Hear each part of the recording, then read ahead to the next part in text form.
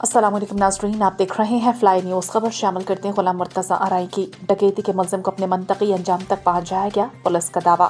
पटीदर में होने वाली लाखों रुपए की डकैती के मरकजी मुलजिम और 50 से जायद मुकदमात में मतलूब मुलजिम लतीफ़ पाहवर मेहरापुर के करीब पुलिस मुकाबले में हलाक हो गया। एसएचओ पटीदर लाल डनुशर और एसएचओ मेहरापुर अशफाक ने पुलिस पार्टी के हमरा अली कॉटन फैक्ट्री मेहरापुर के करीब पुलिस मुकाबले में मुलजिम अब्दुल लतीफ़ पाहवर को पुलिस मुकाबले में हलाक किया, जबकि इसके 4 साथी फरार होने में कामयाब हो गए। हलाक होने वाले मुलजिम लतीफ़ पाहवर के कब्जे से गुज़श्ता रोज़ पटीदर शहर से लूटा हुआ 25 तोला सोना और पिस्तल बरामद किया। डकैती के बाद एसएचओ लाल डनुशर ने एसएसपी नौशेर फिरोज रोहल खोसू की हिदायत पर कार्रवाई की। पीर वसन के करीब अली कॉटन फैक्ट्री के मकाम पर पटीदर पुलिस और मेहरापुर पुलिस का मुलजमान के साथ मुकाबला हो गया।